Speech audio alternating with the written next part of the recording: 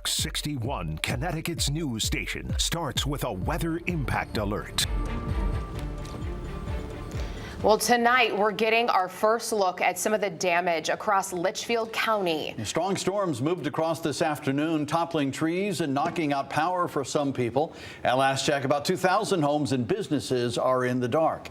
Thanks for joining us for the Fox 61 News at 10. I'm Brent Harden. And I'm Sarah Sanchez. They're in the dark and they're without air conditioner, and that's a tough one because it is steamy out there. At this hour, storms are popping up again all across the state. Let's not waste any more time and send it right over to Rachel Frank with a look at the weather. So, Rachel, where are the storms headed? Where are they now? So we've got a few clusters of showers and thunderstorms that are out there. We've got one departing northeastern Connecticut. There was a lull in the action earlier this evening, and now things have kind of filled back in again, at least for parts of the state. I want to say right out of the gate that I think the threat for wind damage is over. We are just seeing some gusty downpours, some thunderstorms, some lightning, and even the threat for flash flooding is starting to diminish, although there is still a flood watch in effect until 2 o'clock in the morning. Previously, there was a flash flood warning, which is more severe, from Greenwich through Norwalk, just at the immediate shoreline, where 1 to as much as 3 inches of rain fell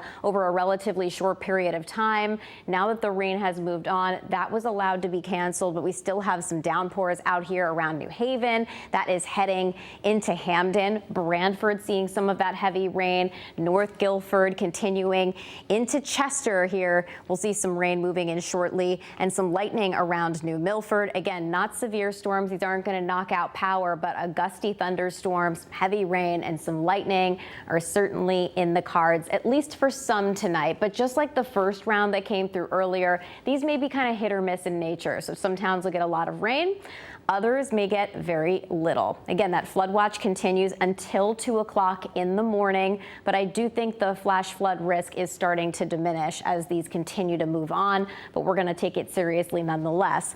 And as we head towards and a little bit after midnight, we'll see any heavier downpours departing, and the rain should be gone by the time you wake up in the morning. And yes, it is still steamy out there. We've got temperatures in the upper 70s to right around 80 degrees, and the humidity, does it break tomorrow? No, it does not. It is still very humid. Maybe not as humid as today, but it's still sticky. With highs in the 80s, we are sweating it out. We'll take another look at when showers and storms return. Your full forecast is coming up. All right, Rachel, thank you. Back to Litchfield County now, where we showed you the trees downed after this afternoon's storm. Fox 61's Kay Pattyfoot went to the town of Litchfield to check out what the storm left behind. Driving around Litchfield Tuesday evening, I saw a lot of destruction from the storm earlier. Behind me, 3 buses were hit by a tree, and I spoke with the camp director earlier from Camp Hope, and he said they've been without power for hours. Lakeview High School along Bantam Road has many trees down. One is even on the roof of an office building on the property. Bantam Road was partially closed earlier due to tree branches in the road. Many people have been walking around the area and surveying the damage. Just driving by, looking at all the damage there is, I was amazed at how many trees came down, and I understand 3 buses were hit, so yeah, just checking things out and looking at the crew, taking care of it. It must have been not a meteorologist, of course, but it must have been, a microburst that just dropped down and knocked down all these trees. I was amazed at the damage, because up around me, there's nothing, it was just a bad storm. Tree cleanup companies are doing their part to clear the roads, but it's unclear when power will be back on for some people. We're still looking for damage tonight, but if you see something in your neighborhood, send it to us. Use the Near Me function in the free Fox 61 News app. In Litchfield, Kay Pattyfoot, Fox 61. And as always, you can get weather alerts sent straight to your phone through our app. Just download the free Fox 61 News app in your app store and turn on notifications. A man is in the hospital tonight after police found him unconscious inside a senior living facility in New London. Officers say this was not a random attack. Fox 61's Valerie Moravi is live on Coleman Street with what we're learning from neighbors and police. Valerie.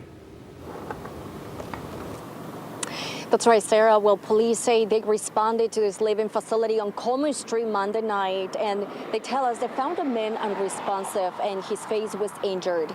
Now, we don't know how badly he was hurt, but as far as we know, we understand he's still in the hospital tonight. And there hasn't been any arrest at this moment, but several neighbors I spoke with who do not want to be on camera tell me they lived in the area for almost 2 decades. And regardless of this incident, they still feel safe in their neighborhood. Now, they tell me they feel bad for the people who live in the facility because most of them are people with disabilities or are in need of assistance on a daily basis. Now, police say they believe this was not a random act of violence, and several agencies continue to investigate. If you have any information, you're asked to contact New London Police. For now, live in New London, Valerie Moravi, Fox 61.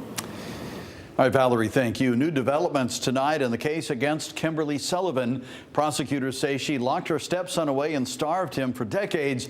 Now a judge in Waterbury is weighing new protections for the alleged victim. Fox 61's Jamel Johnson has those details. While Kimberly Sullivan didn't appear in court, her attorney, Yonis Koloidis, was there on her behalf. This latest hearing provided answers on some outstanding motions and details on a new protective order the state intends to file. According to State's Attorney Maureen Platt, the alleged victim, who goes by S, has changed his name since he's been receiving care. Medical records from the time he was hospitalized after the house fire on February 17th uses this new name, and because of this, the state wants to redact it before Sullivan's team can review it. The protective order discussions are still preliminary, and Platt expects a more firm argument to be in place from the prosecution by the next hearing. Sullivan's attorney says he expects a clearer picture once his team is able to review those medical records. He says that since her last hearing, Sullivan has been granted access to the Blake Street home, and the court has issued her cell phone to be returned. We think that is wrong on a number of different levels. There's both constitutional arguments, confrontation clause issues. There's issues with respect to how that would impede our investigation. We're really going to try and keep the focus on where it should be, and that's Ms. Sullivan's rights. The biological mother of S, Tracy Valorand, also attended the hearing, having missed none since these appearances started. Now, I know he's received my letters, and it's not about me, it's about him and his recovery. So when he is ready and he's strong enough, I am always here. I will always be here. If she's so innocent, why is she not showing up? Why is she not appearing? I will continue to appear for him, because he is my priority. While Sullivan wasn't present, the state did say that the court will not excuse her absence for the next court date, which is slated for August 19th. In Waterbury, Jamel Johnson, Fox 61. The jury in the Raoul Valley murder trial is still deadlocked. Jurors are stuck on the murder charge in parts of 3 assault counts. Fox 61's Alicia Hercules is in Milford with an update on what's next for tomorrow. The jury continued their deliberations. We learned on Monday that the jury was deadlocked on the murder charge, and we learned Tuesday that the jury was also unable to reach an agreement on the 3 assault charges Valley faces. Judge Sherry Murphy began the day with instructions to the jury to go back to the deliberations room. She told the jurors to see if they could come to a decision together on the murder and 3 assault charges Raoul Valley faces. Valley said he was acting in self-defense at a Shelton House party in 2022 when he stabbed 4 people. 17-year-old James McGrath died and 3 other people were hurt. At the time of the stabbings, Valley said he was attacked by at least 20 people. The jury sent another note to the judge during deliberations to listen to Valley's testimony regarding the fight. The jury would like to hear Valley's testimony concerning if he knew Tyler DeSilva was on the street when he returned from the Honda Pilot and they crossed paths. Did he recognize that it was Tyler? The video shows they crossed. Part of the direct and cross-examination of Valley was played again for the jury to hear. I saw my best friend. I got hugged. Nobody was helping him. The 12-person jury, made up of 6 men and 6 women, has spent about 12 hours deliberating the case so far. Both the defense and the prosecution agreed with the judge to encourage the jury to continue with deliberations. The judge also instructed jurors to go over any and all evidence and maintain respectful conduct during deliberations. The jury will be back in the courtroom on Wednesday to continue working towards a verdict. In Milford, Alicia Hercules, Fox 61. Well, there's a new name now in the race for Connecticut governor. State Representative Josh Elliot has filed paperwork to run. He's a Democrat from Hamden and a known progressive in the legislature. If Governor Lamont decides to seek a third term, Elliot could face him in a primary. The governor hasn't made it official yet, but says he is leaning toward running again. Other potential candidates include New Haven Mayor Justin Elliker. On the Republican side, Westport's Jen Tooker is in, and New Britain Mayor Aaron Stewart is still exploring a run. The Democrat convention is set for next summer. A hazmat scare forced tenants to evacuate a condo building in Rocky Hill this morning. Firefighters responded to Jason Drive around 7:15. They detected dangerous gas levels, they say. Well, the state's environmental agency was called in and found two sources.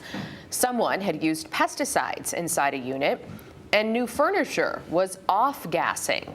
The scene was cleared by 11:30. Officials say there's no danger to residents, but the fire department reminds people to always read pesticide labels carefully.